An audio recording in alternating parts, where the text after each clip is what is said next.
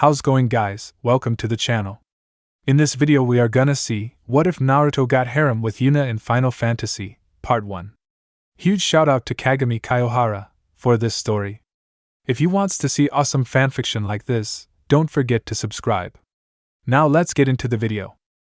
Listen to my story, this may be our last chance. A beaten, bruised and bloody Naruto lay coughing on the ground as Madara stood over him, giving off a low chuckle as he crossed his arms over his chest. Sasuke laid a few meters away in a pile of rubble, his own sword impaled in his chest. The Jinchuriki tried to stand, but his arms were nearly destroyed from extended use of the Rasengan and Rasen Shuriken. Madara looked down at him, eyes blazing with his eternal Manjikyu Sharingan. "You have been a thorn in my side for too long, Kyubi," Madara said in a calm, menacing tone. "Now your Bija's power will be mine, and the Jubi will awaken.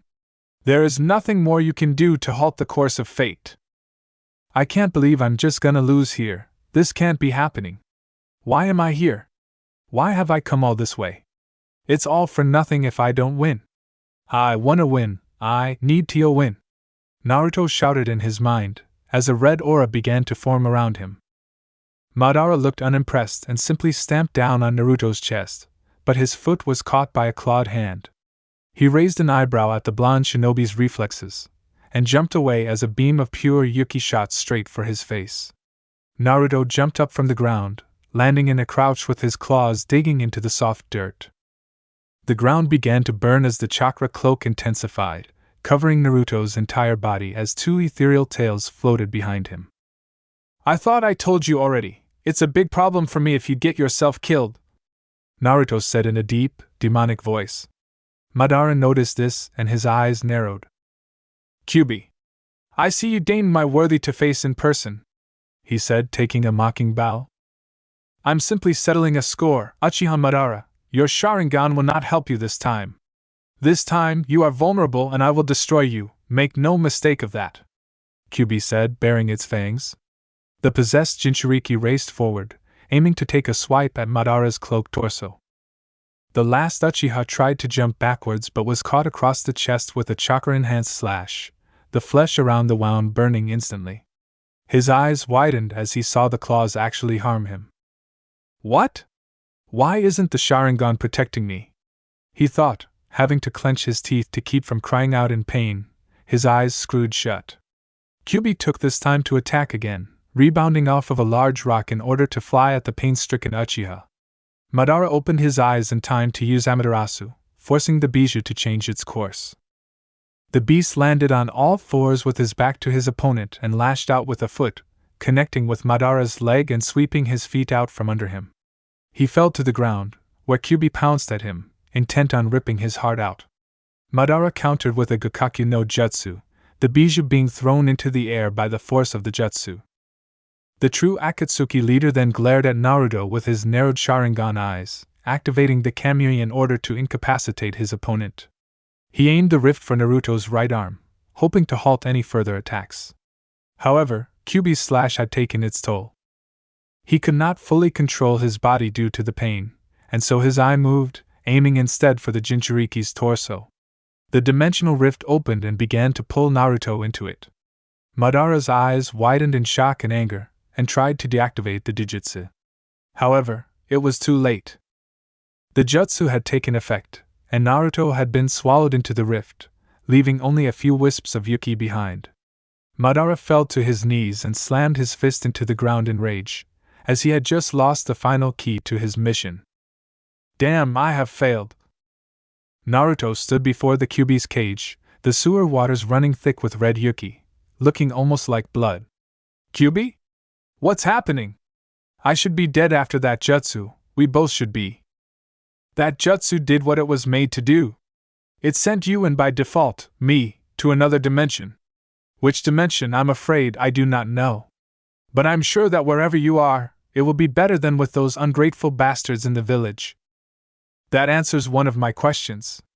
Now how do we get back?" "Well, we can't. The odds are about 1,000,000,000 to 1 of getting the right one, and neither of us has the energy to survive another jump. The only reason we survived this one is because I made a few changes." This set Naruto on edge. What kind of changes? The QB chuckled nervously, if possible, and told Naruto what he had done. Well, the only way your body would have survived the jump, being that the space between dimensions, Kamui, is practically made of blades and is constantly trying to rip you apart, is if your regenerative abilities were on the level of a bijuu's. However, your ninjin body couldn't handle the strain of all that yuki running through your system, so I had to use my power to force your body to emulate a bijuu. This, unfortunately, had a few side effects. So what, I'm a demon now? Not exactly. You've been transformed into a Hanyu, a half-demon. Your strength and speed have been heightened considerably, as have your senses and sheer amount of chakra. You will be able to use my demonic arts, and any children you may have will also be Hanyu, unless of course your mate is a demon. And the only price for this is ears and a tail. I'm sorry, what? I had to give you ears and a tail. They're just too cute, the demon said, forcing a sweat drop down Naruto's forehead. What?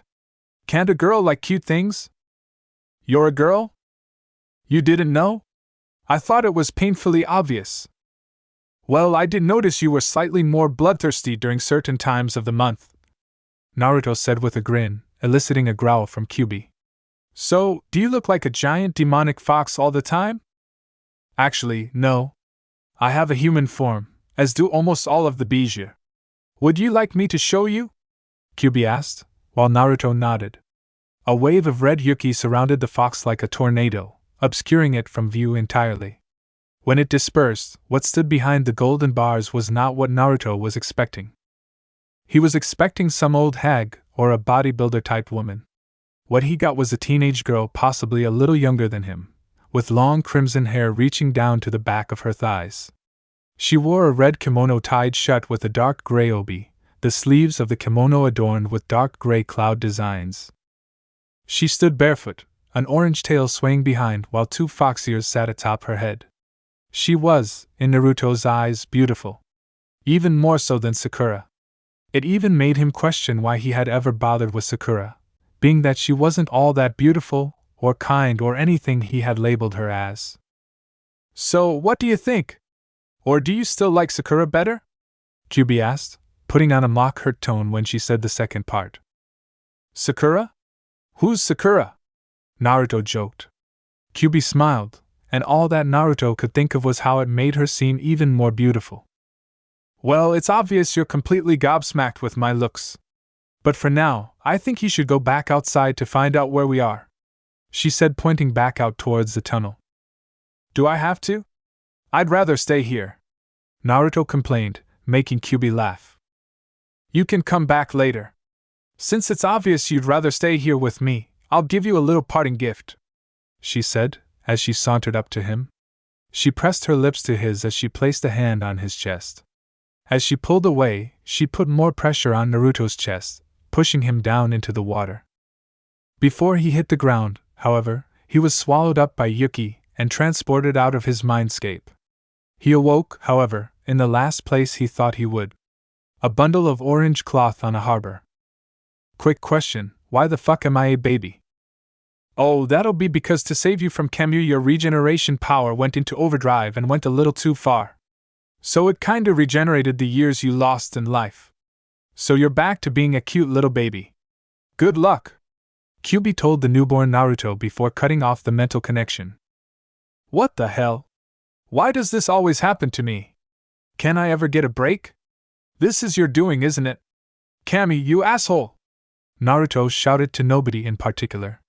However, being a baby, his rant was translated into cries, which were heard by an inhabitant of one of the houseboats tied up at the harbor. A woman with short brown hair ran out from a particularly large boat and searched for the source of the noise. Eventually she found the baby Naruto wrapped up in his orange rag and picked him up, looking around to see if anyone was near.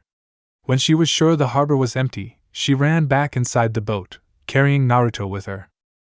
She slammed the door behind her, holding Naruto close to her chest as another door opened, revealing a man with long black hair, a pair of brown trousers and a strange tattoo on his chest.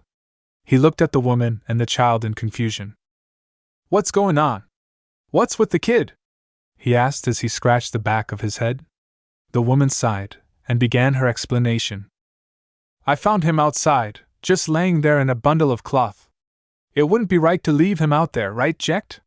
She asked, with the man groaning in exasperation in the background. Wouldn't it be better to take him to an orphanage or something?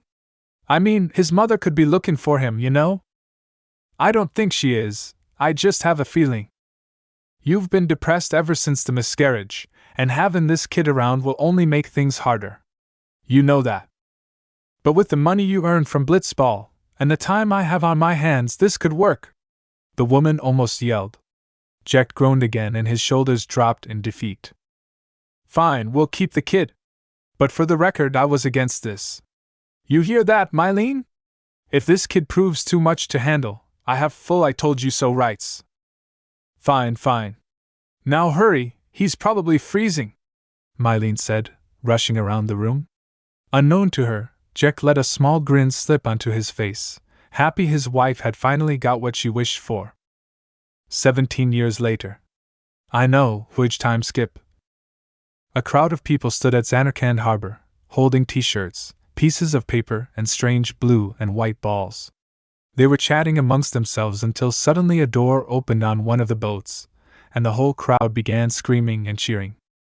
Out of the boat stepped a blond boy of about 17, wearing a fishnet shirt with short black sleeves, a pair of black ninja pants and a pair of dark blue Zore ninja sandals. Bandages were wrapped around his hands, shins and abdomen, with a shuriken holster fastened on his right leg. A strange spiral was tied to his left bicep, while an orange hittite hung around his neck. A set of 3 whisker-like marks adorned each cheek, while a metal earring hung from his left earlobe and a strange metal necklace was hanging just below the hittite. The boy walked out into the crowd, its members trampling each other to get to him, while the ones at the back were struggling to see over them. Many girls asked him to go out with them, even 1 or 2 proposing to him. Small children held up blitz balls with hopeful looks on their faces. Naruto simply grinned and signed their blitz balls, passing the ball back to the child while they proceeded to squeal in joy. Naruto would simply grin again, causing many of the girls to swoon while others tried to jump him. The 3 children from before ran up to him and shouted in unison. Teach us how to blitz! Hey, I got a game to play! Naruto replied, not wanting another version of the Konohamaru core. Then teach us after. Maybe tonight, well, Naruto said, scratching the back of his head. A boy in a purple cape-like garment chose this time to speak up. You can't tonight, the boy said, making Naruto turn to him. The blonde ex-shinobi raised an eyebrow, positive that he hadn't been there before. He turned back to the children. I mean, tomorrow. Promise? One of the kids asked, clutching his blitz ball tighter. Promise! Naruto said loudly with a grin and a thumbs up, making the girls swoon again. The 3 kids then put their blitz balls down and waved their hands around in an elaborate hand gesture, ending with their hands placed in front of their chest as if they were holding a ball, with one on top and one below. The crowd dispersed, leaving Naruto to run along the large metal walkways that made up Zanarkand's transport system. He stopped on one, and looked up at the building beside him to see a large picture of Jecht. Naruto simply made the patented Sasuke-chen noise and continued running along the path, dodging people of all ages, shapes and sizes. I was in a coffee shop running away from home when I heard the news. Our hero, Jecht, gone. Vanished into thin air. My dad must have been his biggest fan. I knew how sad he'd be. Heck, we all were that day. Zaner, I says to myself, what are you thinking? I went running straight back home. We sat up talking about Jecht all night. Me and my dad never talked so much. Whoa, didn't mean to reminisce, folks. Anyway, 10 years later the Jecht Memorial Cup tournament is today. The 2 teams that have won through to the finals are, of course, the Abes from A East and the Duggles from C South. I know there's a lot of people out there today to see the star of the Abes. In just 1 year, he's become the team's #1 player. He's Jecht's blood, and the new hope of Blitzball. What kind of super play will he show us today? Will we see his father's legendary shot? I don't think I'm the only one excited here, folks. A commentator said through a PA system that seemed to span the entire city. Eventually Naruto reached the stadium, hordes of fangirls swarming him as he tried to reach the gate. So, is this what Sasuke felt like? He thought, Kyuubi quietly giggling at his predicament. This is ridiculous. How am I supposed to get through here? Suddenly, he had an idea. Naruto placed his hands in a cross seal and channeled a portion of his chakra, forming a Kage Bunshin near the stadium gate. He then proceeded to perform the Kawarimi no Jutsu, swapping places with the clone. He ran through the gate, while the clone was instantly swarmed and so it dispelled itself. After the game. Yes, I'm skipping it. You all know what happens, basically just picture that but give him whiskers. What the hell? What was that thing? Kyuubi! Naruto shouted despite being in the middle of the street. It didn't matter though, as he was the last thing people were paying attention to. I have no idea, I'm as scared as you are, Naruto! Kyuubi shouted in a panic, curling into a ball from fear of the strange aquatic creature now destroying the city of Zanarkand. Naruto mentally berated himself for panicking Kyuubi, and made a note to make sure she was alright when he was safe. We called it Sin. A deep, calm voice from somewhere to Naruto's right. He turned to find a man with black, gray-flecked hair wearing a red coat that covered his entire form. Orin? Naruto asked, remembering the man from his childhood, after Jack died. What are you doing here? Fulfilling a promise to an old friend. Come, Orin said cryptically before leaving, walking away down one of the semi-destroyed walkways. Naruto hesitated, but then followed the crimson-clad man. Halfway down the platform Orin stopped, Naruto having to move out of the way lest he crash into Orin's back. Naruto looked around, wondering why they had stopped. Then he realized. What he had thought were simply pieces of debris were actually the beast's scales, and they were coming to life, turning into strange insect-like winged monsters. Naruto reached into his holster and pulled out a kunai, throwing it at the nearest monster. The monster simply folded its wings over its insected body and deflected the kunai. Naruto growled slightly, letting out his fox ears, tail and claws as he prepared for a melee brawl. He was stopped, however, as Orin slipped off one shoulder of his coat and pulled from out of it a sheathed wakizashi. Its sheath was decorated with a pattern reminiscent of swirling water, while its handle was wrapped in cloth adorned with the same design, but with a dolphin added. Orin threw the sword into the air, and Naruto caught it by the sheath with his left hand, his right drawing the blade instantly as if he himself was made of water. A crescent-shaped blade of wind formed at the tip of the blade as Naruto swung it, flying incredibly fast towards the Sin scales and promptly cleaving them in two.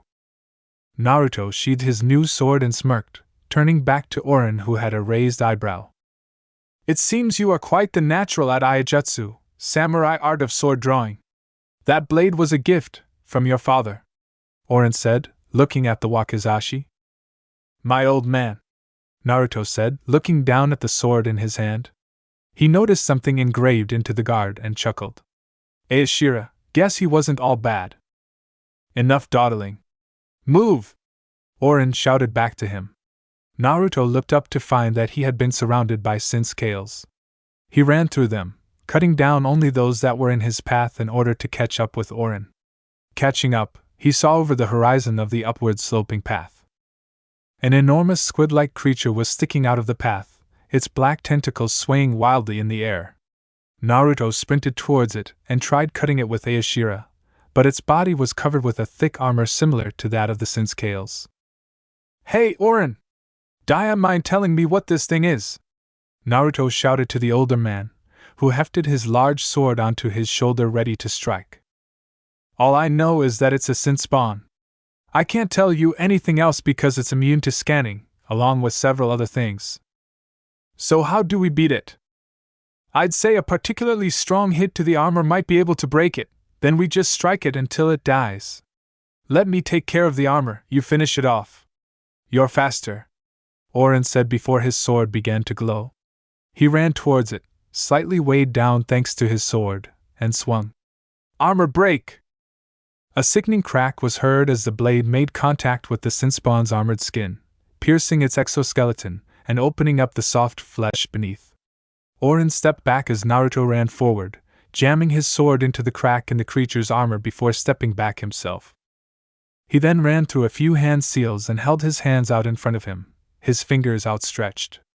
Bolts of white lightning flew from his fingertips and connected with his sword, which, being made of metal, conducted said lightning and sent it into the Sinspawn's body and causing even more damage. The monster screeched in pain, and its tentacles began to whip through the air even more violently as it began its attack. "What the hell?" Naruto shouted as he was surrounded by a ball of black energy, sapping his strength until finally it dissipated, leaving Naruto at only 3/4 of his original power level. "That was Demi, a black magic skill fiend such as this use. It takes away 1/4 of your life force. However, because of this, it's impossible for this attack to kill you. So most fiends use another skill or come with backup," Orin told him, before placing his blade behind his neck and raising an arm. "Some can't wait to die." Orin ran forward a few steps before jumping into the air and thrusting his katana into the ground. A circle of light appeared at the point of impact, and the ground where the sin scales and sin spawns stood immediately exploded, killing them instantly. "Whoa, what was that?" Naruto asked, amazed by Orin's power. "That was my overdrive, Dragon Fang." "What's an overdrive?" An overdrive is an ability you can use during times of severe distress, when your emotions are running wild. Your emotions can affect the power lying dormant within you, and unlock the overdrive. "I see. Do I have one?" "I guess we'll find out," Orin shouted as he pointed ahead of them. A swarm of sin scales surrounded them, blocking all chance of escape. Naruto looked around frantically for some kind of escape route, when his eyes spied a half-destroyed tanker lying on the side of the road. He sheathed Ashira and ran through more hand seals, the same ones he had used against Sinspawn M's. Stretching out his arms, he called out the name of his attack. "Raitun Byakurai no Jutsu!" Bolts of white lighting shot from his fingers once more, making contact with the tanker and making small electric currents dance over its surface. He poured more chakra into the jutsu, increasing the size and power of the lightning. The jutsu overloaded the tanker and it exploded, even more spectacularly than the Dragon Fang. The pathway began to collapse, the sin scales falling off into the water while Naruto and Orin jumped onto a falling building. They ran to the other side before it too fell into the water, and jumped onto a piece of debris that was being pulled into Sin's body. Naruto, however, slipped, and grabbed onto the edge of the platform instead. Orin looked away from Naruto, to the fleshy walls that made up Sin. "You are sure?" he said to no one in particular. He looked back to Naruto and grabbed hold of him, lifting him up by his collar. "This is it. This is your story." Naruto struggled against his grip as he watched Zanarkand being torn apart. He then looked back to Orin to see him being pulled into Sin while saying, "It all begins here." Naruto squinted due to the intense light, and screamed as he was pulled into Sin. It felt as if every part of his body was being torn apart, and then refitted in a new place. He wouldn't have been surprised if he woke up with an arm coming out of his head, or a leg sticking out of his stomach. Abruptly, everything turned white, and he saw no more. "Hey! Hey!" Naruto awoke underwater, above the ruins of Zanarkand, with Jack's tattoo floating before made seemingly out of burning debris.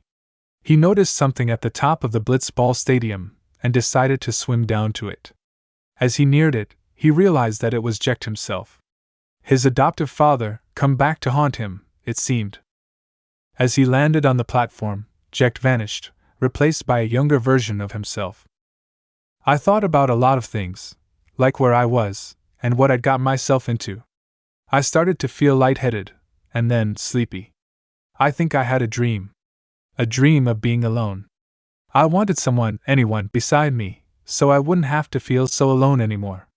I guess it wasn't that much different from being back in the village. I was always alone then. That's why I started playing pranks. Naruto awoke again, this time for real, on a small rock in the middle of the ocean, surrounded by the ruins of some kind of temple. A lone seagull landed next to him, but even that flew away after a while. He stood up and looked around the region with a confused expression. "I have a feeling we ain't in Kansas no more. I guess standing around here won't tell me where I am, so let's get going," Naruto said, as he made a ram's seal and a blue glow formed around his feet. He stepped out onto the water and began running out into the ruins. After getting lost among the rocks several times, he eventually found his way to a platform with 4 pillars on it.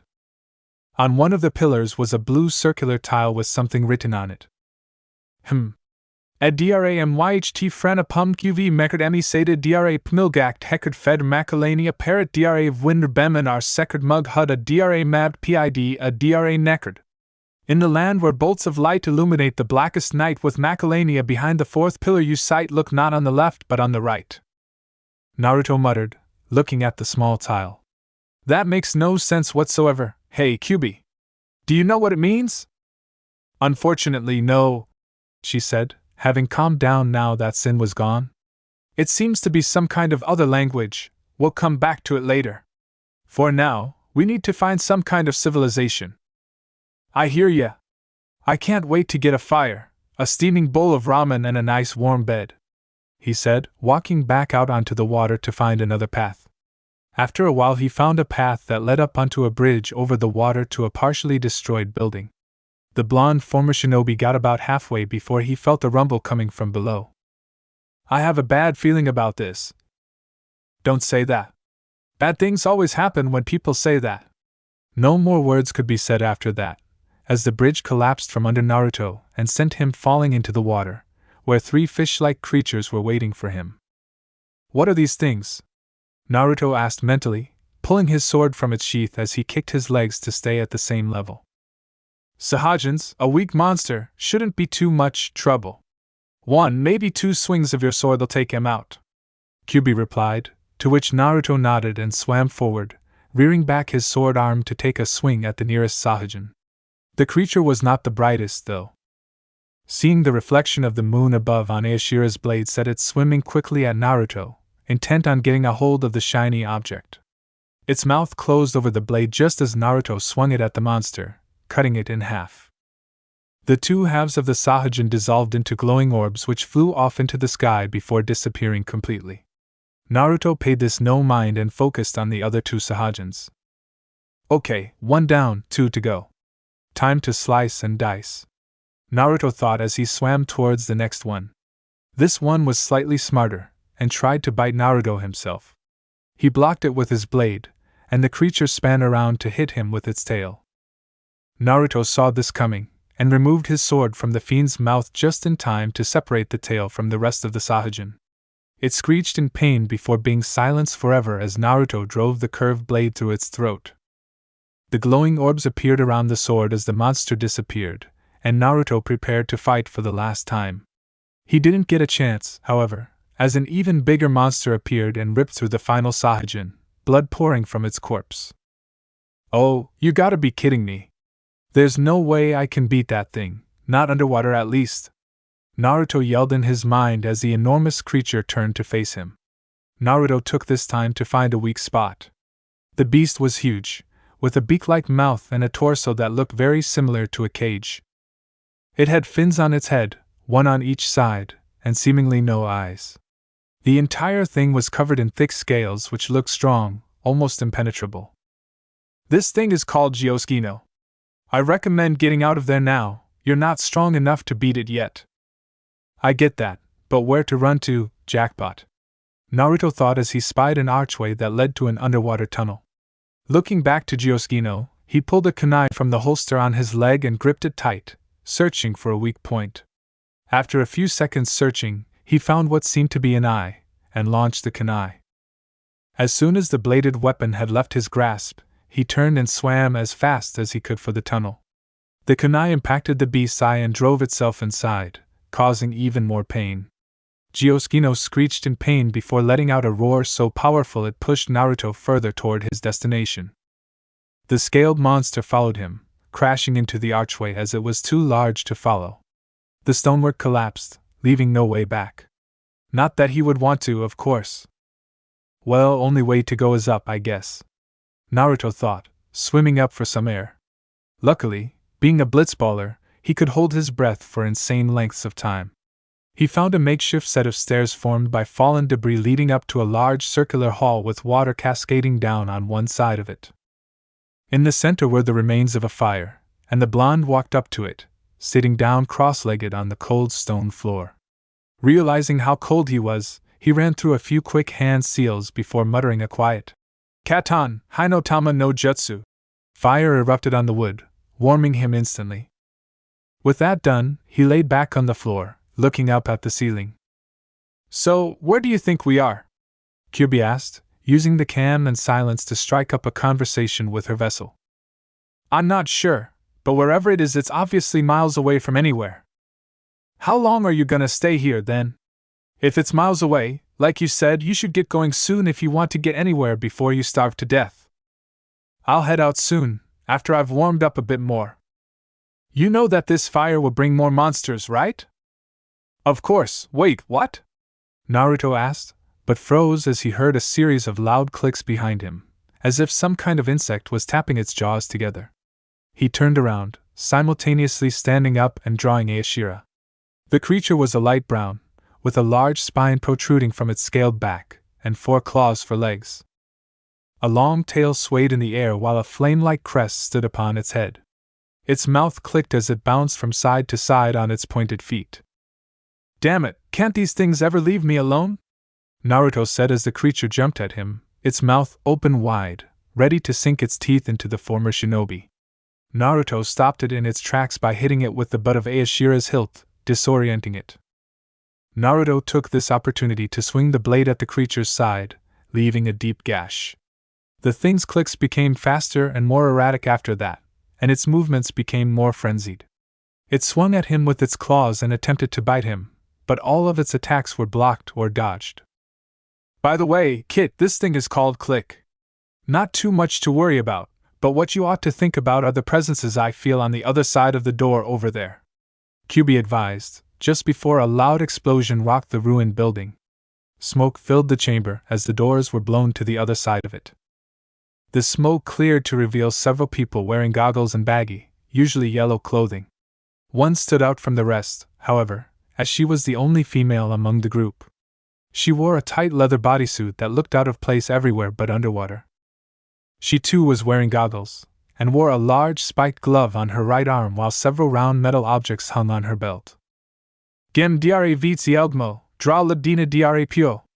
Facrymm dra nik residential pylg du dra kreb. Kill the fiend quickly, then capture the boy. We shall then bring him back to the ship," the girl said, gesturing to Click and then to him. Naruto looked confused as he couldn't understand a word of it, before realizing it was the same language he had found on that pillar. That didn't help him understand it any though. "Isi ed saiva du daiga residential fed ici? Are sio pa y vit vun ymf guff. Pay stack, rc hud bind uv sexa. Is it safe to take him with us? He could be a fiend for all we know. Besides, he's not part of our mission," another of the people said, eyeing Naruto suspiciously. "Hu suna zaik duk. Isiat fa daiga residential fed ic, cu fa 2 ed.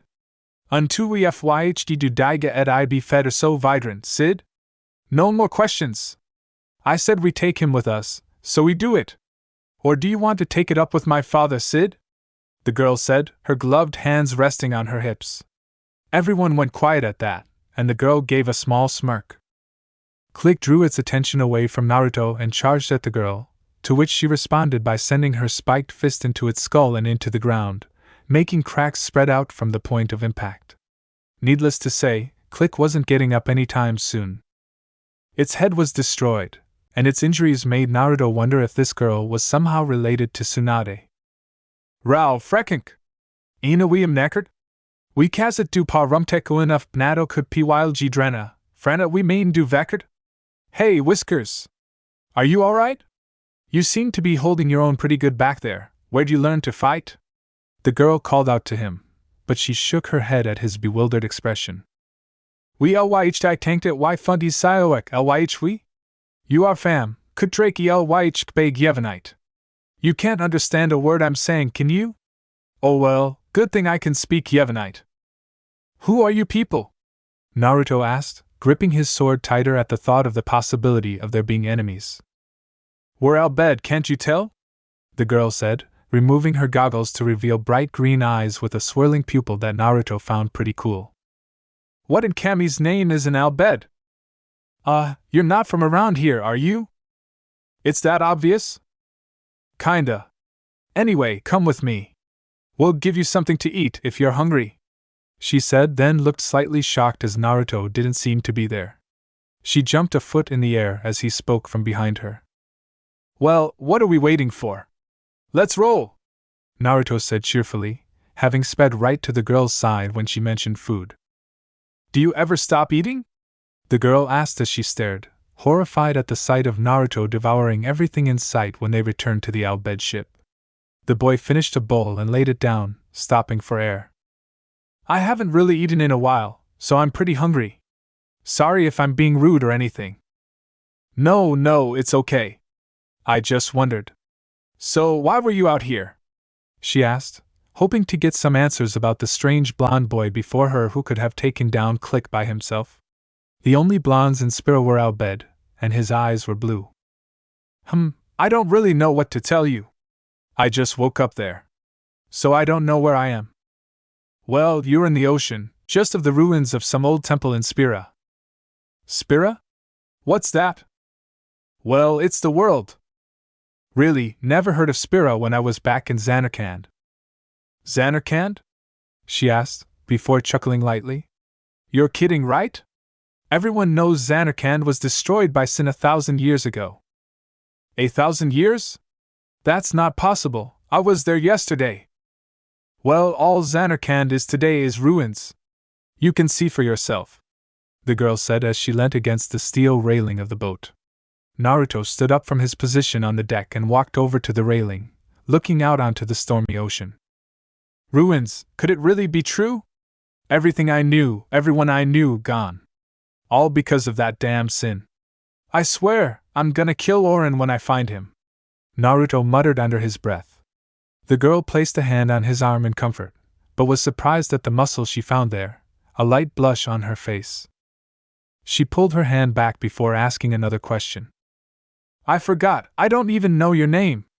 I'm Riku, who are you? Uzumaki Naruto, at your service, Naruto said in a bored tone as he stared out at the waves.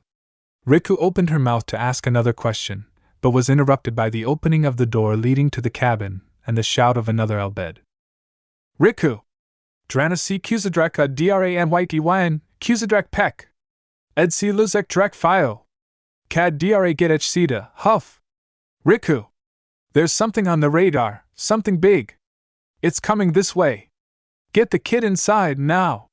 He shouted, but before they could do so, a wave crashed against the side of the ship, throwing everyone on deck around. A huge gray-scaled fin appeared from the depths and crashed into the ship's steel hull, and threw Naruto straight off the boat and into the water. Once the blonde shinobi fell into the water, the attack seemed to stop. Riku ran to the side, looking for Naruto. Damn it, I thought I'd finally found a friend who wasn't Bhed. Naruto lay in the waters of his sewer mindscape staring at the stone ceiling, currently deep in a wonderful little thing called denial. It's not true, Zanarkand can't be destroyed, I was only there yesterday, what happened to Oren, and the kids, and the girls, what the hell happened? Naruto yelled into the air. Kyubi looked at him in pity from the bars of her cage before walking in between them, the ripples formed in the water by her bare feet not affecting Naruto at all. She knelt down beside him, placing a hand on his forehead while giving him a sympathetic smile. I'm sorry, Naruto-kun, but I couldn't sense any lies in what Riku said. Zanarkand is gone, she said, taking hold of Naruto's hand. She felt his hand clench before he spoke again. Why is it always me? Why is it always my home that gets destroyed? First Madara, now Sin, my list of people to annihilate is steadily growing. And I'll help you when the time comes, Naruto-kun. You know I'd help you with anything. But for now you need to calm down, okay? Kyubi said in a soft voice, and she felt the grip on her hand lessen. Now, I suppose we're in Spira now. Right now, I don't care where we are. And why's that? 'Cause right now, I really don't care about anything except you, Naruto said with a small grin, making Kyubi blush and look away. Sheesh, when did you become such a smooth talker, huh? You were never this good with Sakura. I didn't like Sakura as much as I like you, Kyubi-chan. Then why did you spend so much time out there with her when you could have spent time in here? Not my fault, you never let on you were a girl, Naruto said, making Kyuubi chuckle. She then looked off to the side as a loud thud sounded throughout the tunnels, followed by a shout. Hey! You okay? It's time to wake up, Naruto-kun. Promise me you'll visit later? I promise. See ya later, Kyuubi-chan, Naruto said before disappearing into a cloud of yuki once more, leaving the realm of unconsciousness. After the blonde was gone, Kyuubi continued to kneel in the water, a smile still on her face as she thought of her vessel. Soon her thoughts began to turn a little darker, however, and a huge blush appeared on her face as she fell backwards into the water, giggling and muttering, Naruto-kun, over and over. This was one very happy Bijou. Hey! You okay? A deep voice yelled out to him as something round and hard collided with the back of his head. Naruto flailed around, trying to right himself, before putting up an arm and waving at the group of people on the beach. Hey! He punched the blitz ball into the air and jumped after it, spinning in the air, before giving it a brutal kick, launching it back towards the beach. The ball flew mere inches past the face of the man who had thrown the ball, a large man with tan skin and bright orange hair, curled upwards into some kind of crest. He wore an outfit that was somewhere between armor and a sport outfit. Whoa-ho-ho! He said, stunned as he began to laugh. Naruto grinned himself, and began to swim towards the beach. Upon his landing, the blonde was pulled to his feet by the other people on the beach, all wearing the same outfit as the first, with only slight modifications. The orange-haired man had a large pauldron attached to his right shoulder, while the others didn't. You're no amateur. Who you play for? The orange-haired man said in a strong accent he couldn't quite place. Something twigged in Naruto's mind that he probably shouldn't reveal anything about him and Zanarkand. The Bhed? He said, unsure of what he was saying. The man seemed to look hostile for a moment, before his eyes softened and a smile formed back on his face. The Psyches, huh? Well, I never saw you on their team before. Must be new talent. But you're a long way from home, ain't ya? He asked, slightly skeptical. Yeah?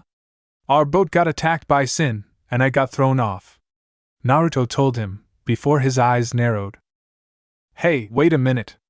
If you're an Bhed, how come you speak Yevonite? A friend of mine taught me. The man seemed to accept that answer and turned to his team. Hey, you guys keep practicing, yeah? I'm gonna take this guy up to the village. Naruto's stomach growled, and the orange-haired man laughed. He sounds a little hungry, so I'm gonna get him some grub. Yes, Captain Wakka, the other guys said in unison, before returning to their training, which consisted of throwing and kicking balls in no particular direction. The captain, now known to be named Wakka, turned away and ran up a path leading away from the beach and into the jungle that made up a large proportion of the island. So you say you an Bhed, yeah? He asked, making conversation with the blonde. Naruto got worried at this point. What if he asked something about the Bhed that he didn't know? Yeah? That's right. So, how do you guys get a drink with all that sand and that desert of yours, huh? A desert? Is that where the Bhed live? Well, we are actually out on the water a lot, you know, salvaging stuff. Wakka seemed to get a little annoyed at this. Yeah, I know. Well, we'll get you some grub back at the village, then we'll see about getting you back to Baikonel, yeah? He asked, confusing Naruto even more, though he didn't show it. Yeah? Alrighty then, he said enthusiastically, punching his palm as he stood before a cliff overlooking a large lake overlooked by a tall rock face. Let's get going! Where? Naruto asked, but got only a grin in response. Wakka stepped back and patted him on the back, to be honest a little harder than he should, and the blonde ex-shinobi fell forwards, landing in the warm water of the lake. Hey, what the hell was that for? He yelled up when he surfaced. Hey, you a blitzer, yeah? Then you know how to swim. So swim, Wakka said with a grin, before diving off the edge of the cliff and into the water beside him. As soon as he was under, he began swimming off towards a gap in the rock. Come on, Blondie! You want grub, then you gotta come and get it! Damn it! What did I ever do to Madara to make him put me through this? Naruto cursed under his breath. He followed after Wakka, swimming past large metal ruins that seemed familiar somehow. He eventually caught up to the orange-haired Blitzer, who was swimming along on his back. "You're not an Bhed, are ya?" he said in a bored tone, slowly kicking his legs as he swam backwards towards a ledge on the opposite side of the lake. "That obvious, huh?" "Kinda. Your eyes, they're blue. But all Bhed have green eyes, you know? At first I thought it was just the light, yeah? But I looked again, they're green for sure. What I don't get is why you said you were Bhed in the first place, yeah? To be honest, it was the first thing that came into my head. I have a tendency to blurt out things like that." "I know what you mean. So who are you? You're obviously not just some small fry from a tiny village, not with those blitz skills." "I can't tell you that. Not because I'm hiding something, but because you wouldn't believe me if I did. Right now it's best to make up some excuse of your own and go with it. It'd save you many headaches." Right.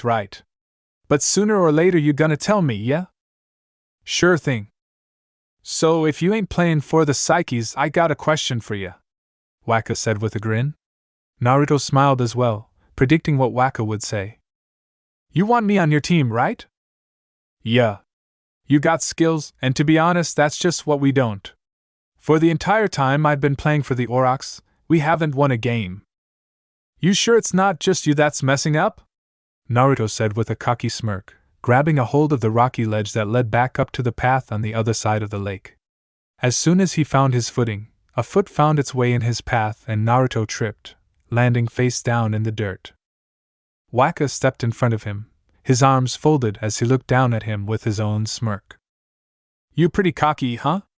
Well, you better watch that attitude, brudda, or I'm gonna have to kick your ass." Wakka spoke, punching his palm while he placed a foot on Naruto's back. The blonde pushed his foot away and jumped up, glaring at the orange-haired man, making him laugh. "Okay, let's get going, yeah? I bet you're hungry." "Hell yeah! Food!" Naruto yelled, running off into the jungle. Wakka sighed and shook his head. "If only he'd waited long enough for me to tell him that the village was that way," he said, pointing in the opposite direction from the way Naruto had run. "You could told me I was going the wrong way," Naruto grumbled, glaring at the back of Wakka's head as they finally entered Bhed village. Yeah? Just stop being so grumpy, you're making it rain." True to his words, there was a small rain cloud forming above Naruto's head, raining down on him alone. "Welcome to Bhed, brudda!" Wakka exclaimed, throwing his arms out to the sides to make the small, run-down village seem more impressive. It's nice?" Naruto said nervously, not wanting to insult his home.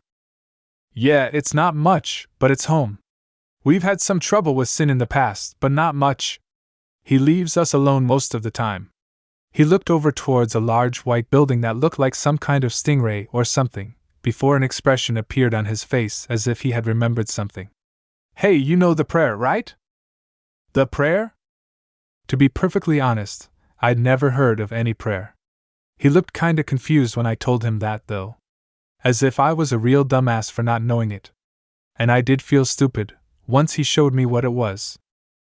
"Man, that's the basics of the basics. You must have hit your head pretty hard.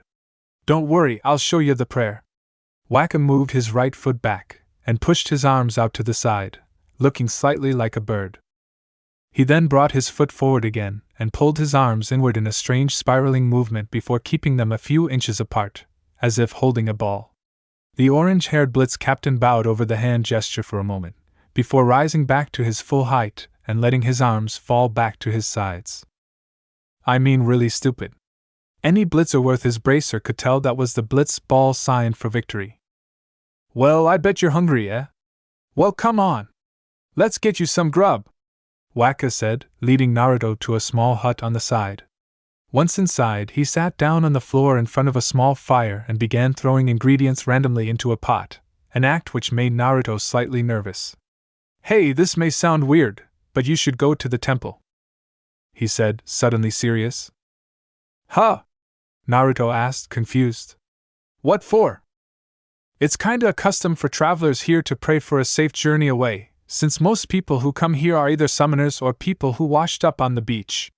Not many people come for the views, you know? Besides, this'll take a while to cook, so might as well do something, right? I understand.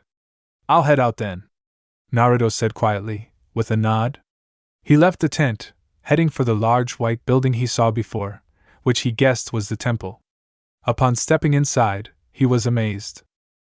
Numerous candles were placed around the main area in a large circle, with small statues placed in front of them, which a few people were praying to.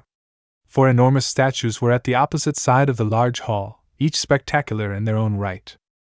2 of these statues were placed on either side of a set of stairs leading up to a pair of double doors, while an alcove leading to another room were on the other side of the pairs. 10 years have passed since the beginning of High Summoner Braska's calm, and only now we get a statue for our temple. It's hard to believe that an island like ours, with the Temple of the Fate, gets overlooked as much as it does, spoke an old man, who had managed to sneak up on Naruto as he gazed in awe at the temple's interior. I guess people have been pretty busy. I mean, what with Sin running around causing chaos everywhere? Everyone has to do their part to stop it, so I guess no one's really had enough time or resources to make your statue until now, Naruto replied. At Naruto's words, the old man smiled brightly. A good way to think, young man. I suppose you've come to pray for a safe journey? He asked, to which Naruto nodded. Well then, may Yevon bless your path, he said, making the same gestures Wakka showed him, before walking away. Naruto turned back to the statues and made the same movements, offering his prayers to Yevon, or whatever it was.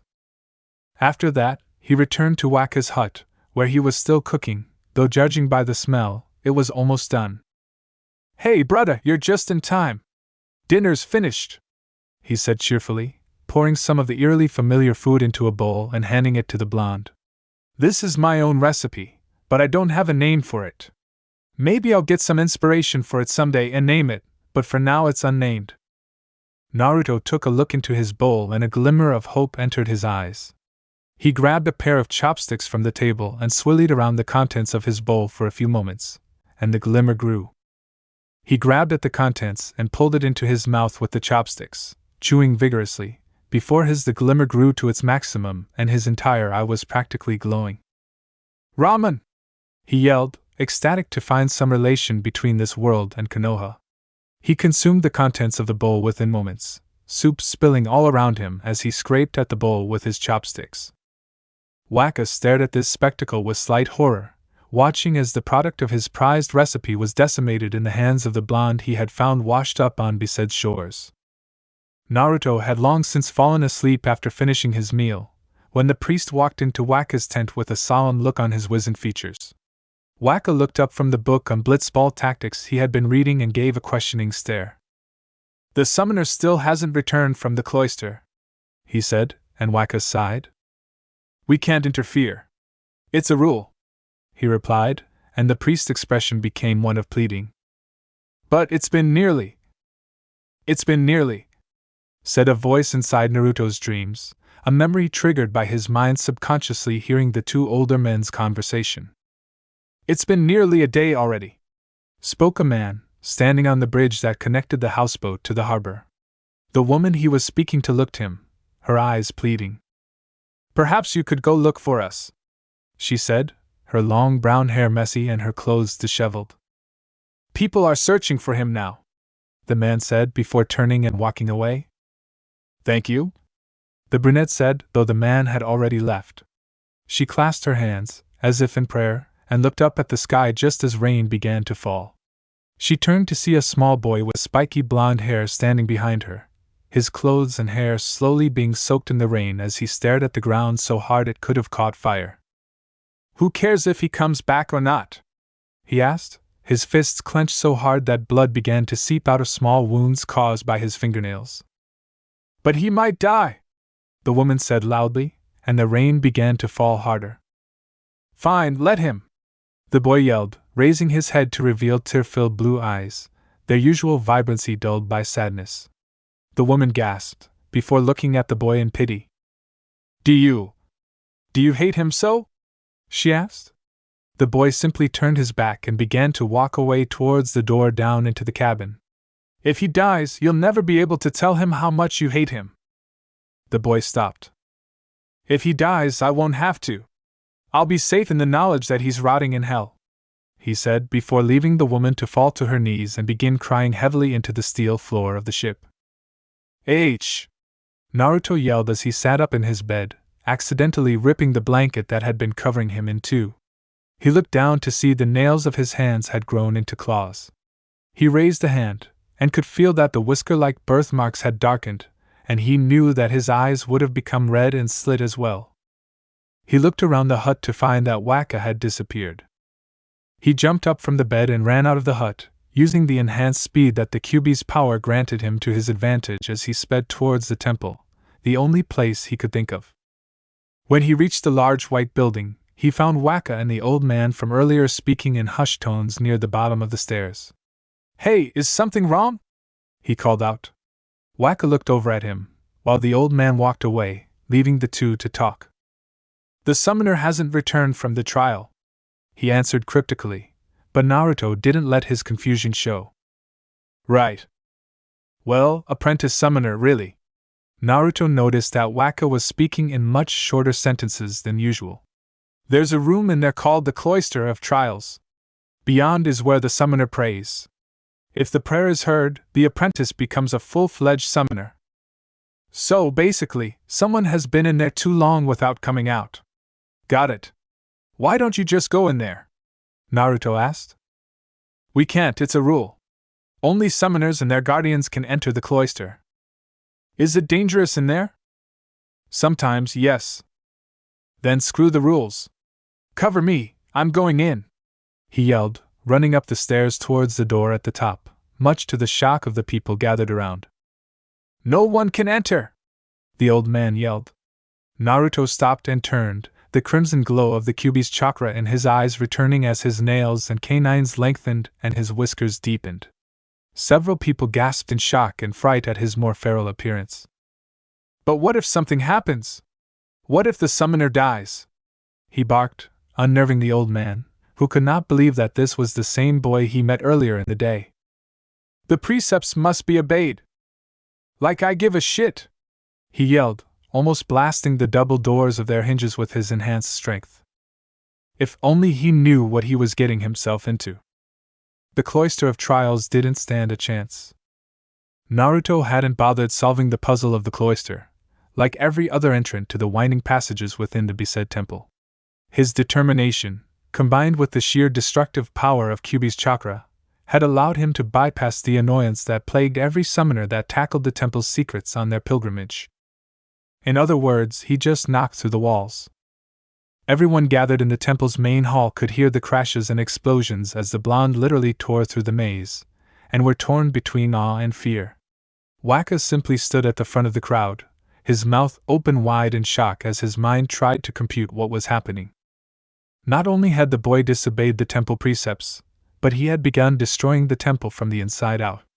And then there was the matter of the strange energy he seemed to exude just before he entered. When Wakka had looked into his eyes, the bloody crimson iris and slit pupil glaring back at him, he had seen his own death. Naruto, meanwhile, was having the time of his life. The way he felt now, walls and ceiling falling around him as he charged towards his destination, was pure bliss. It felt just like he was back in Konoha, destroying everything in his path to save the day yet again. His joyous experience, however, came to an abrupt end when a large blue blur crashed into him, knocking him back through a few walls. His back scraped across the ground, pieces of debris tearing through the thin fabric of his shirt until he came to a stop. "Who goes there?" asked a mature female's voice from the last he had entered before he was stopped. He jumped up to see a woman with long black hair pulled back into several beaded braids, dressed in a long black dress with fur around the top and a multitude of belts wrapped around the lower half, standing in the hole he had created. "Where's the summoner?" he growled, crouching in order to give himself better opportunities to either attack or dodge, should the need arise. A large feline humanoid creature, which Naruto noticed to be the true form of the blue blur, stepped out the shadows, its burly arms crossed over its chest. A long weapon similar to a halberd was strapped to his back by a series of leather bands and metal rings. "The summoner? Who are you? The woman asked, her eyes narrowing. Her larger companion, however, didn't wait for answers, and charged, bringing his spear up to impale the blonde. The blade pierced his flesh, but no blood spilled forth, as Naruto exploded into a cloud of white smoke, obscuring the creature's vision. The real Naruto dropped down and grabbed onto his shoulders, his legs wrapped around the beast's waist to inhibit its movement. He pulled out a kunai and span it around, holding it backwards, before ramming the circular end into the blue cat person's neck. It slumped to the floor, while Naruto jumped off of it and landed in a crouch, facing the woman. You defeated Kimari. She stated the obvious, her eyes narrowed so far they were almost closed. Naruto smirked, revealing his elongated canines, and he spun the kunai on his index finger. What of it? He asked, standing up from his crouch and walking slowly towards the dark-haired woman. She moved not a muscle, only staring at Naruto heatedly. When he was within a few meters of her position, she raised her right arm, the hand of which was adorned with a purple flame mark on the back. Fire! She spoke emotionlessly, before a torrent of flame erupted from her palm and shot towards Naruto. He jumped out of the way, but the leg of his trousers was singed by the intense heat of the woman's attack. He rolled to a halt by a rock and drew his blade, holding it horizontally in front of him, a hand placed flat against the dull edge. Katan, Shinku no Chiha, fire release, crimson blood wave! He yelled, and swiped the sword through the air, a crescent of red following its arc. When the crescent was complete, he pulled his sword back and made to perform an upward strike, hitting the back of the semicircle on its way up. The force of the blow pushed the crescent through the air towards the woman, who raised her hand again.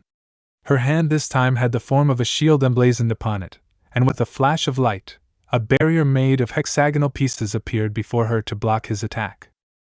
Barrier! She yelled as the shield finished forming just before the blood wave crashed into it. A crater formed beneath it from the shockwave created by the force of the opposing forces. The woman's eyes widened as she saw her barrier begin to buckle under the push of Naruto's attack, before an explosion rocked the hallway as her shield finally failed. Naruto jumped out of the smoke and ran towards the end of the hall and the claw-like door that covered the entrance to the chamber where the summoner was. As he ran, he made a cross-hand seal, and another Naruto appeared beside him in a puff of smoke. The real Naruto put his right hand out, and the clone began to move its own around it in small, erratic motions as if it were clawing the air. After a few moments, a sphere of swirling azure energy formed in the palm of his hand, whips of the same blue chakra slicing through the air as it howled in anticipation of its use. Rasengan! Naruto roared as the clone dispelled itself, and the attack collided with the door. The Rasengan ground away at the obviously thick metallic door as it creaked under the strain of the swirling chakra. The door quickly crumbled, conceding defeat to the intruder's power, and it was ripped in two, allowing Naruto passage into the chamber of the fate.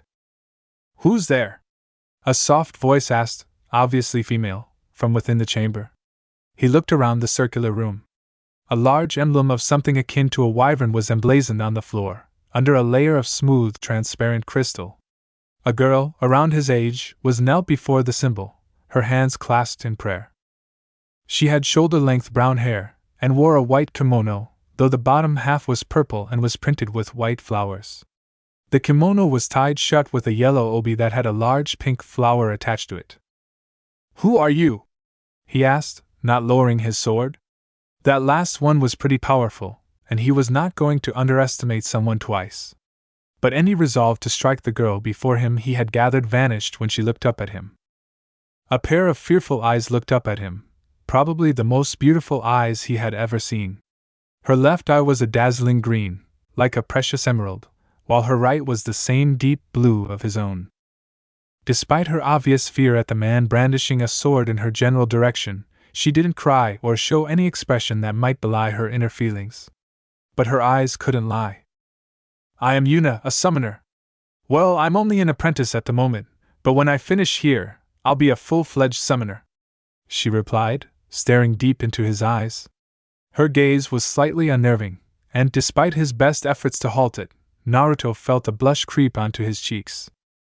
He noticed that she hadn't gotten angry or upset that he was here. In fact, she hadn't even mentioned it. She patted the ground next to her, and gave him a small smile. He grinned back and took a seat next to her. You aren't a Yevonite, are you? She asked, surprising Naruto. He looked at her, eyes wide in shock, before turning his head and staring into the crystal circle before them. That obvious, huh? He replied. The girl let out a small laugh, which he couldn't help but smile at. Something about her laugh just made him happy. I guess I stick out like a sore thumb round here. Not really. Our world of Spira is made up of all different kinds of people, all living in harmony. Well, mostly, she said sadly, continuing her prayers while she spoke. Mostly?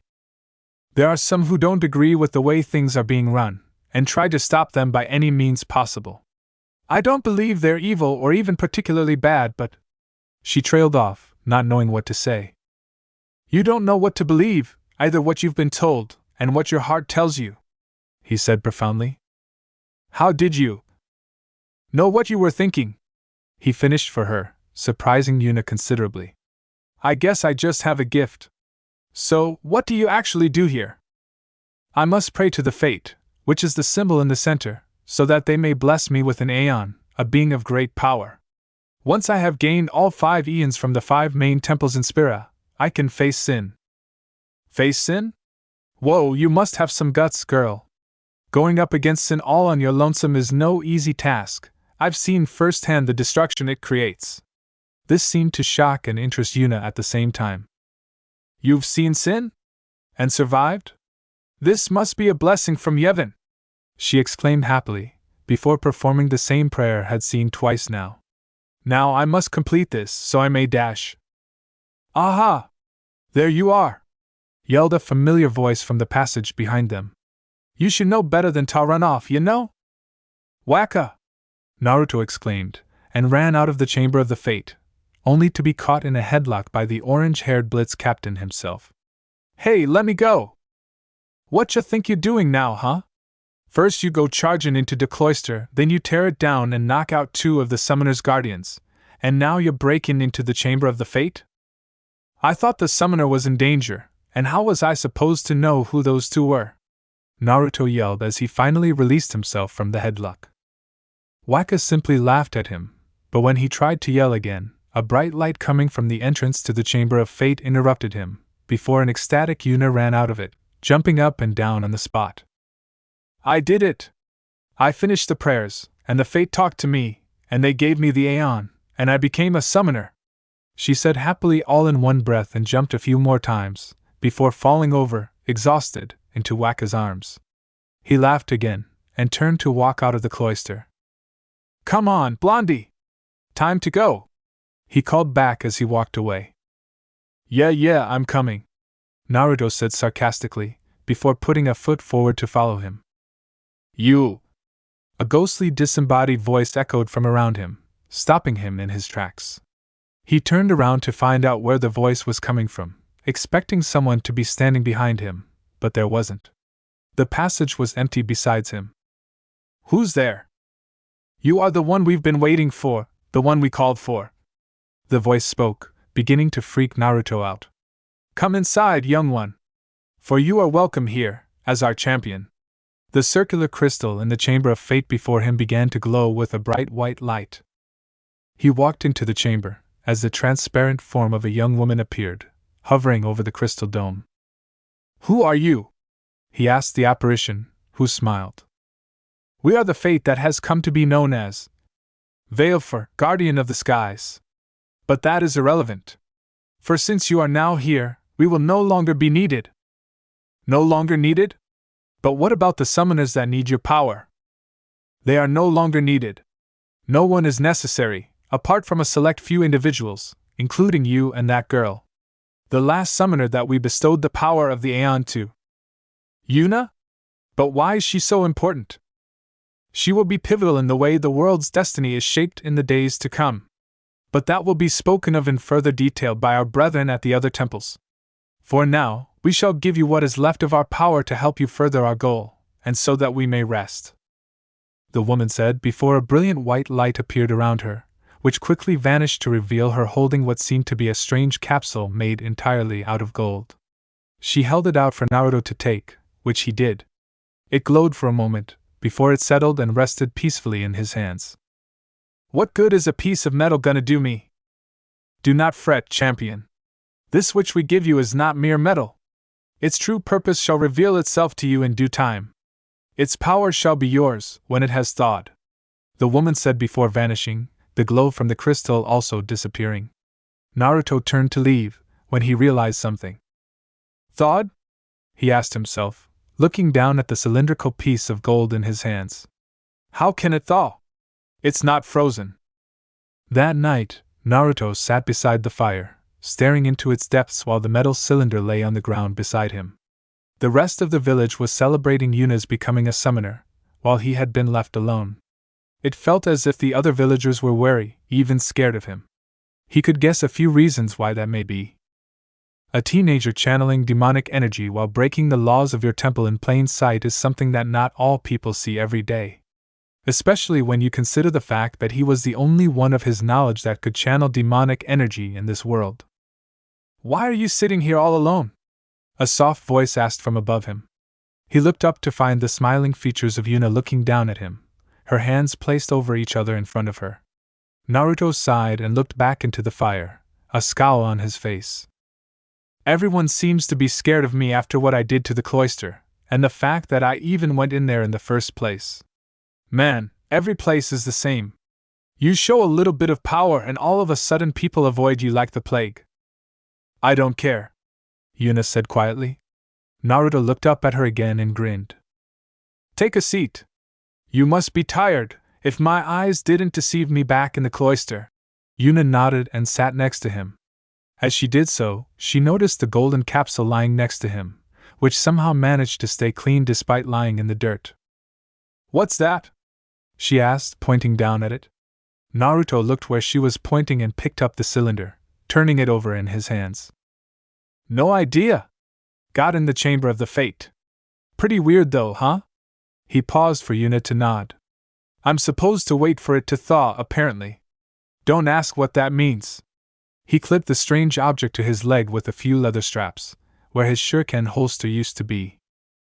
Somehow, having something strapped there just made him feel more secure. Hey, I forgot.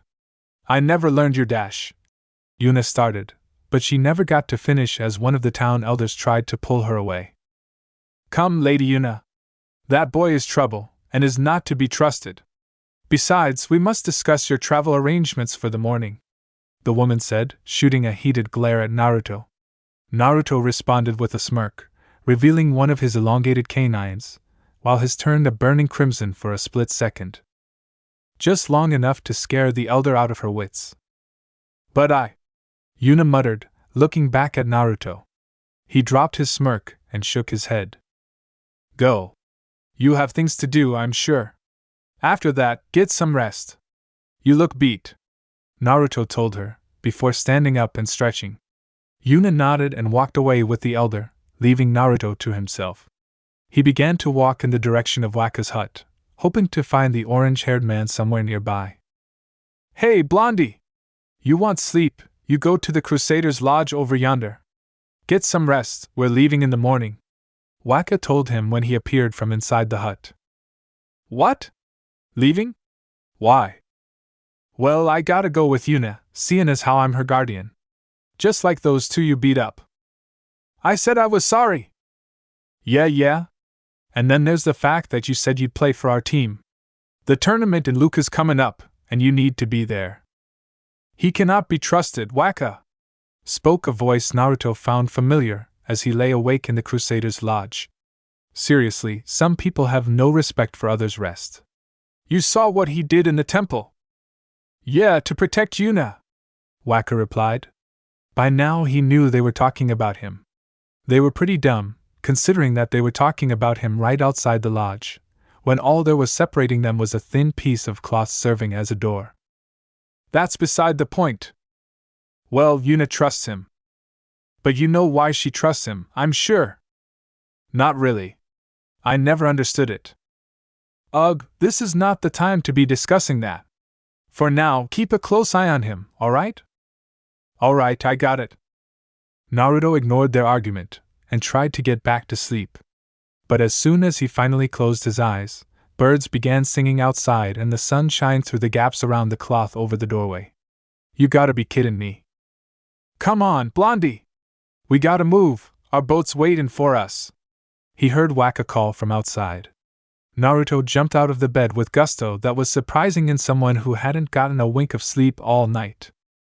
He ran out of the tent with as much energy, but his back met the floor as he was clotheslined by a muscled arm belonging to the Blitz captain himself. Man, you're slow! You better get serious, or we gonna lose at Luca! The trip to the shoreline was fairly uneventful, sans a second scuffle with the blue-furred Ranso, Kimari, who was feeling shamed by his simple loss to Naruto. Then again, he was fighting the very person who had defeated the seemingly immortal Pain and almost killed the truly immortal Uchiha Madara. Anyone who had rushed so blindly into battle as he would be called a fool and put down immediately. Fortunately for him, Yuna, Lulu and Wakka were there to stop Naruto from killing the Ranso, and no blood was actually spilt. Kimari was sporting a few new bruises, however. It's time, Yuna said, standing on the pier as she stared out onto the ocean. It's time to leave Bhed and truly begin my pilgrimage. You nervous? Naruto asked, walking up beside her.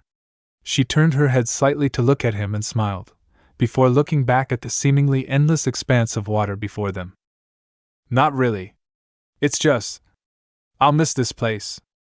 You'll be able to come back though, right? Once you beat Sin, he said cheerfully, patting the brunette on her back lightly. She looked at him and smiled, though Naruto could tell it was not one of happiness. But that wasn't his greatest concern, as he had just seen the water ripple, and could smell the familiar scent of blood. Reptilian blood. Everyone get back! Naruto yelled, as a scaled fin rose out of the water and slammed into the pier, sending pieces of broken wood into the air. A long, serpentine tail shot towards Naruto and attempted to strike him like a whip, but a swift sword slash cleaved it in two, and a horrible screech echoed from the depths of the water. The blood-soaked head of Geosgaeno burst forth from the sea, showering everyone with salty seawater, and it swung a fin at the group again, only to have it blocked by Kimari's lance, though only barely. Use us! A ghostly voice spoke in his ear, and the ethereal form of Valefor appeared before him, pointing towards the metal cylinder strapped to his leg. He looked down at it, and was surprised to see a hole appear in the top, revealing the cylinder to be hollow. Something told him he should reach into this hole, and he did, the cylinder fitting around his arm perfectly. A panel slid open on its surface, revealing a glowing blue light. It moved, he stated, though he knew not why. He removed the cylinder from his leg and held it aloft, its smooth metallic surface glowing a brilliant gold, before the light consumed it and him both. The others had to close their eyes to shield themselves, and Geosgaeno screeched in pain from the bright light. It soon cleared, revealing Naruto, clutching in his hand. Well, it was hard to describe. It seemed to be a hybrid between a triple-barreled revolver, a drill, and some kind of purple sludgy organism, pulsating as if it were a heart. The drill began spinning wildly, letting out a roar, as if in relief as it had finally been released. The Megan has thawed, he said in a deeper voice that was not his own. His hair had lengthened during the Megan's release, and darkened, becoming a dark crimson. A blue line had appeared across the bridge of his nose, similar to Irika's scar, and 3 red triangles had also appeared under his right eye. A black cloak wrapped itself around his form, swaying in the breeze as he aimed the strange weapon at the hulking reptile, scowling. Geosgaeno let out a roar, and tried to attack Naruto, but it was stopped by a sudden wave of power that pushed it back easily. The soil charge triad to use on you has been decided, Naruto yelled, pointing at his opponent before whipping aside his cloak to reveal a belt filled with glass canisters containing what looked to be colored sand.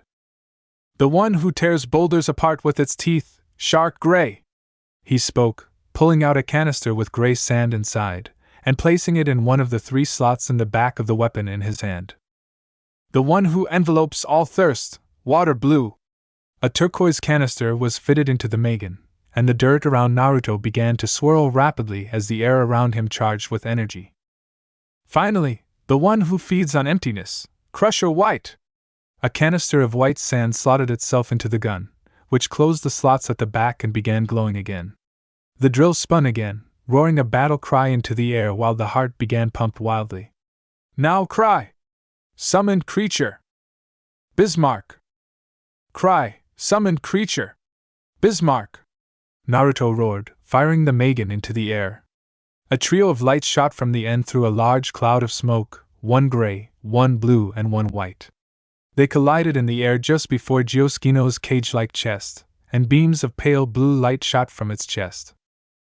The hell?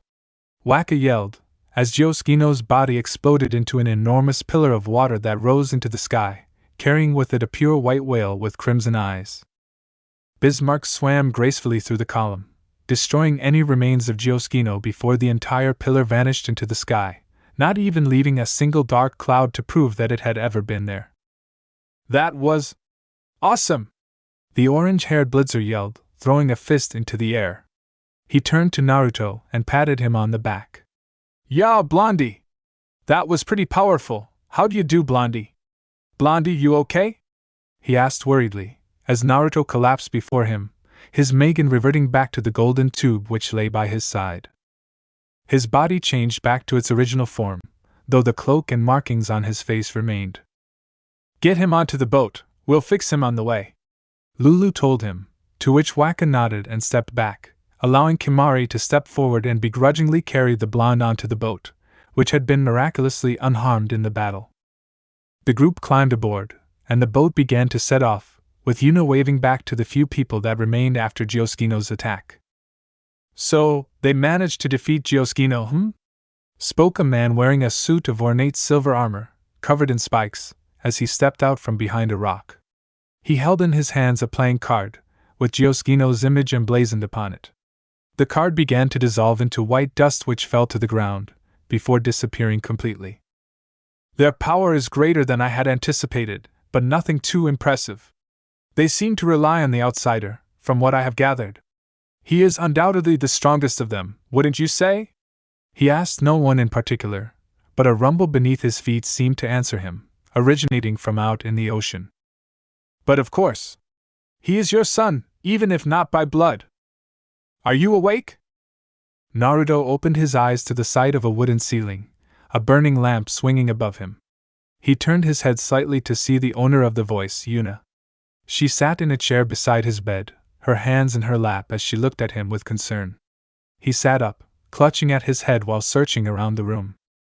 He found his sword and Megan propped against a wall in the corner, while his hittite and necklace were laid out on the table beside him. "Yeah, but my head just felt like it was underneath a chocobo stampede," he said, earning a light giggle from Yuna. "Where are the others?" "They're all on the deck.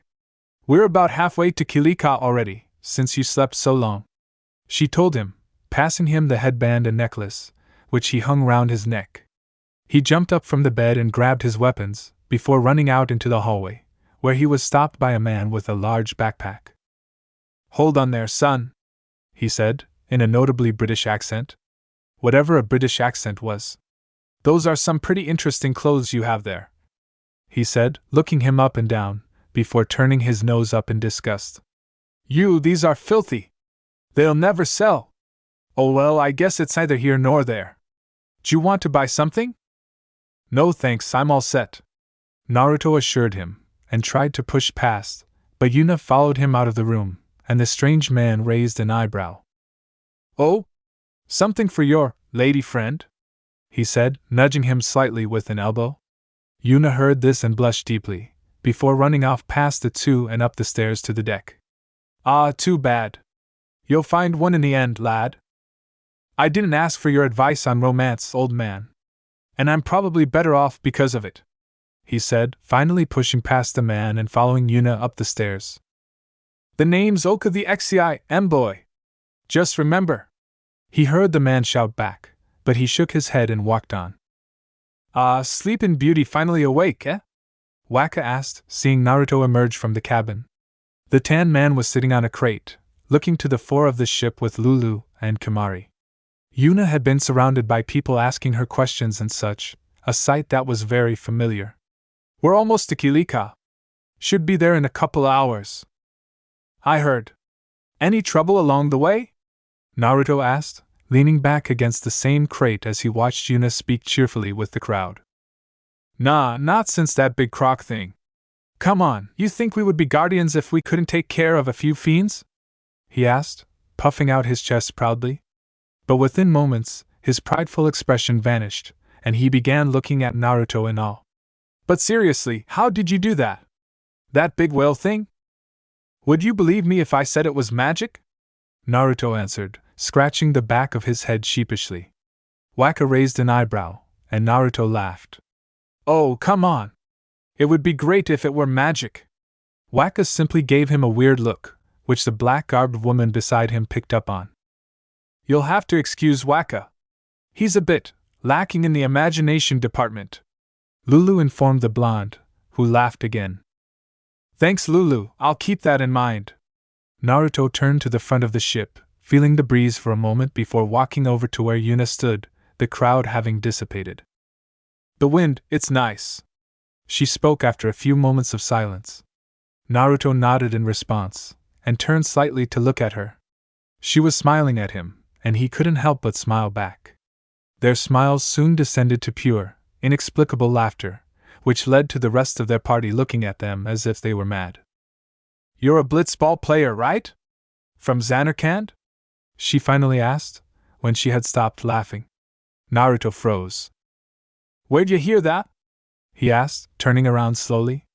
He had convinced everyone that he was Bhed. Then again, Yuna seemed to see things that other people didn't. I never told anyone that. Why not? No one would believe me in 1,000 years. So I made up the fact that I was Bhed. I'd believe you. This startled Naruto. He turned and faced her quickly, to see that smile was once again gracing her features. And before you ask why, let me tell you something. Naruto's eyebrow rose, awaiting her explanation. A man once told me about Zanarkand. About the stadium, all lit up at night, where great tournaments are held. Who? A man named Jecht. He was my father's guardian.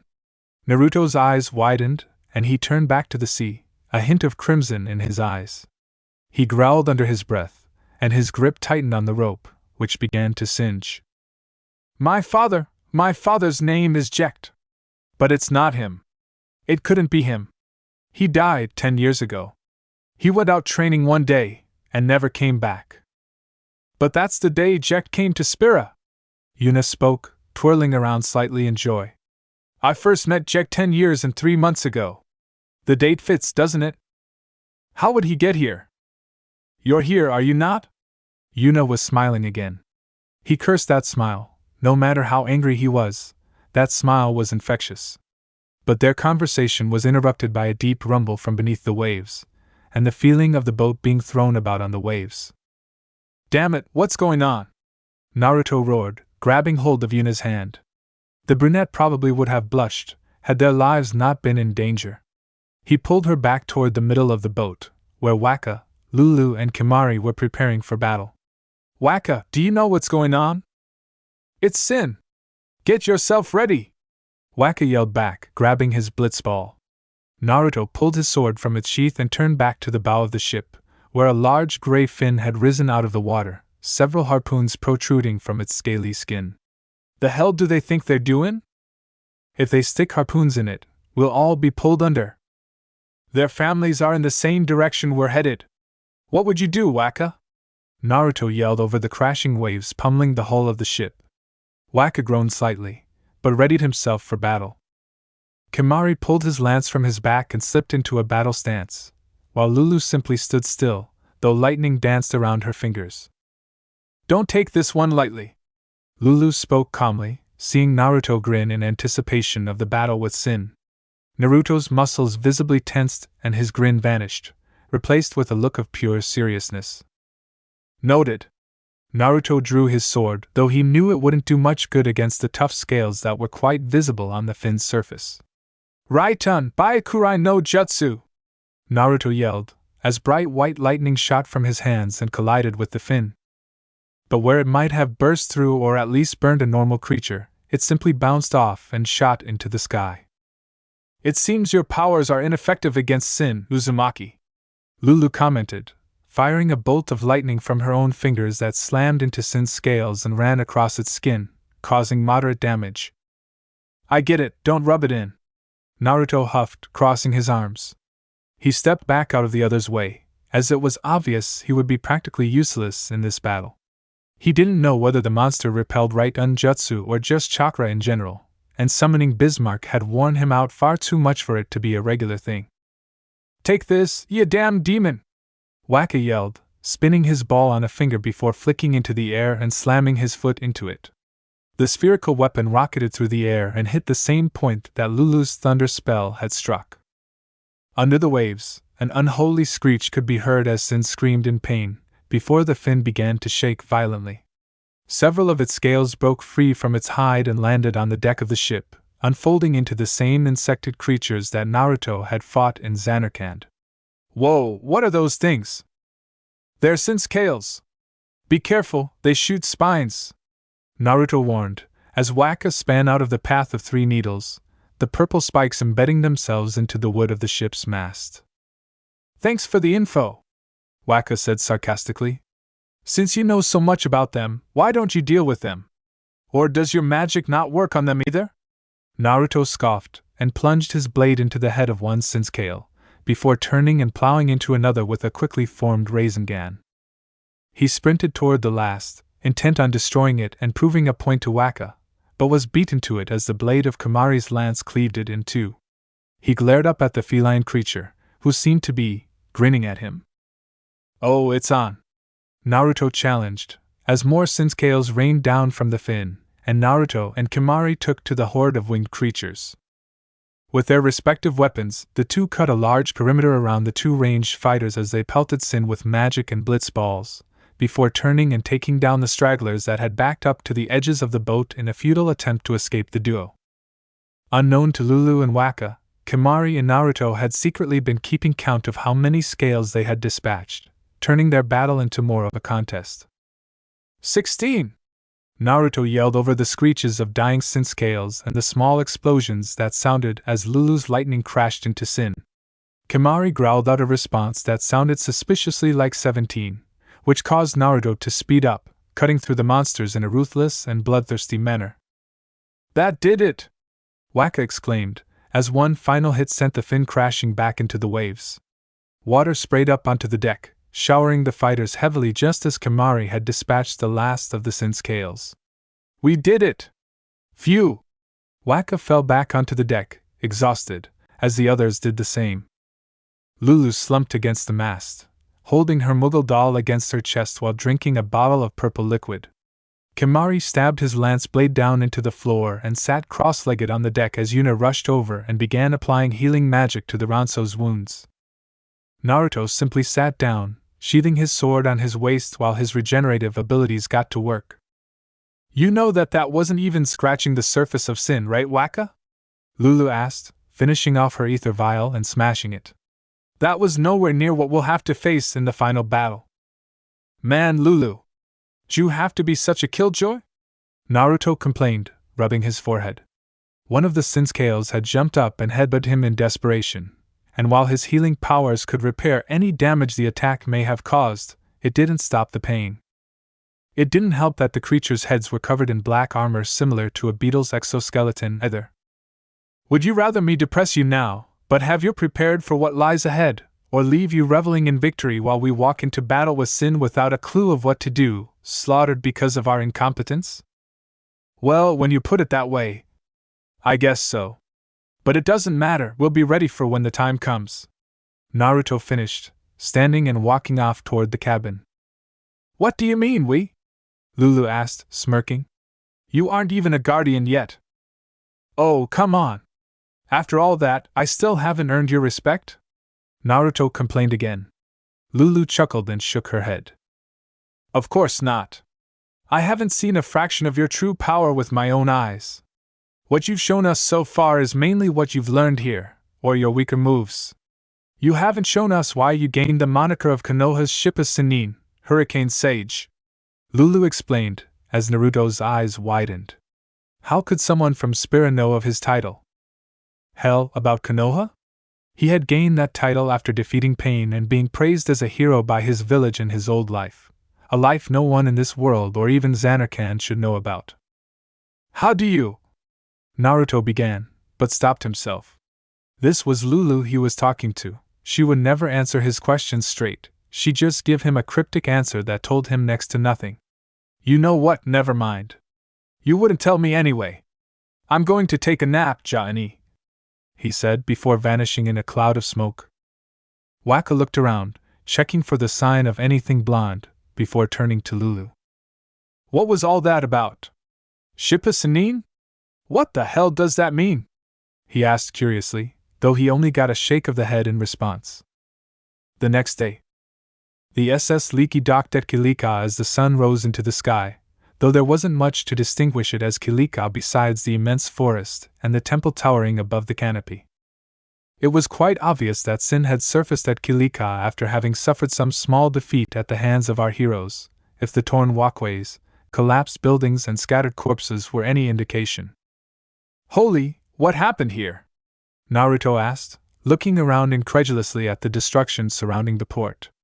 Lulu silently glided along the path, passing Naruto without a word, before stopping. Sin happened, she informed him, causing his eyes to widen considerably. Wait, what? We only fought it a few hours ago, so you're telling me that it did all this and managed to disappear without a trace in such a short time? Naruto yelled. There was no way something could do this much destruction in such a short time, let alone get to Kilika in that time.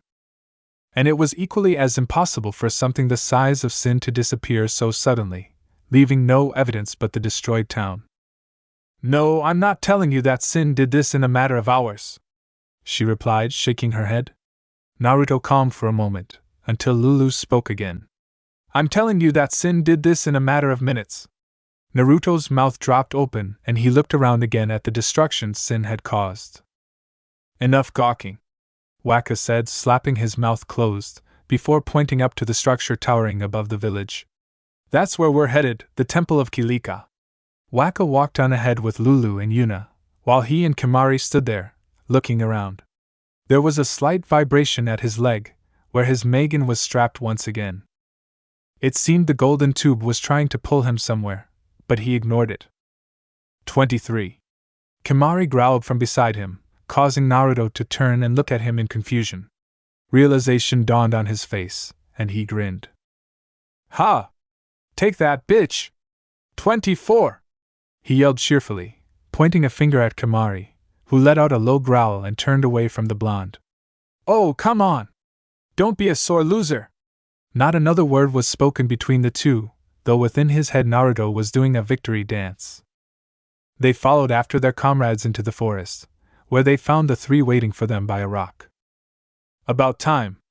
Let's get going, Lulu said, to which everyone nodded and started up the path to the temple. Though before they could even cross the bridge that went over the river, two familiar men stopped them. I'm sorry, Lady Yuna, but this path is blocked. Lord Achu of the forest has attacked, and we're working to subdue him now, Luzza told the group. A laugh followed his explanation, followed by the sound of swirling leaves. Everyone turned to Naruto, only to find that he had disappeared completely. The four pushed past Luzzu and Gata to find an enormous plant-like beast blocking the path, surrounded by Naruto's clones. There were four attacking the fiend at random, drawing Achu's attacks toward them, while the other one and the original held back, bright blue chakra coalescing in the real Naruto's right hand. When the chakra had settled into the form of a large glowing blue ball between the two Naruto's hands, they ran forward, thrusting the giant Rasengan into Achu's stomach. Put him a Rasengan! The two clones roared as the spiraling sphere exploded, dispelling the 5 clones and throwing Naruto back into a tree. Achu was caught in the blast, and was instantly obliterated. Within the blast radius but out of the spectator's sight, a vine slid back down into a hole in the ground and out of the area. When the smoke and chakra had dissipated, all anyone could see was a large crater dug into the ground, remnants of trees lying around it, while Naruto pulled himself from the tree and walked over to them. What are we waiting for? Christmas? Let's go already! He exclaimed, starting once more up the path to the temple. Behind him, Wakka nudged Lulu with his elbow. What's Christmas?" he asked, getting a confused look in response. I think it's a holiday where he comes from. Shinobi are a strange people. At the temple.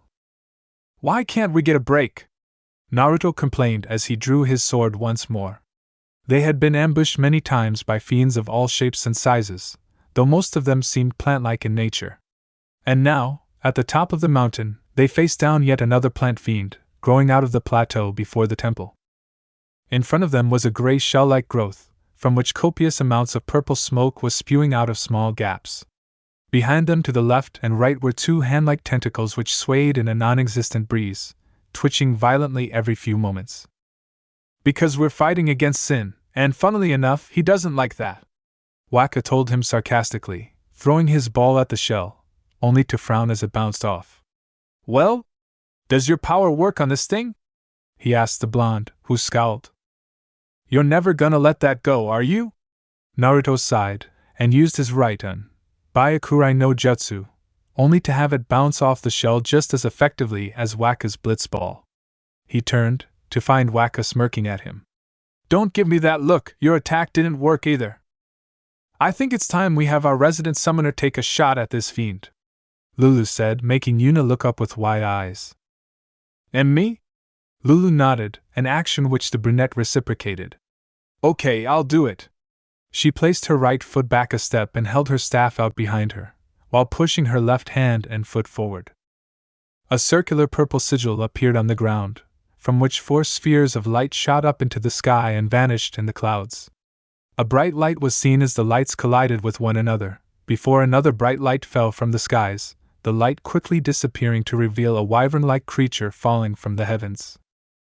It opened its wings just before it landed on the ground with incredibly sharp talons, and let out a high-pitched screech. This, with its leathery wings, drill-like beak, ring protrusions from its chest, and feathery red mane, was Valefor, guardian of the skies. Chapter end.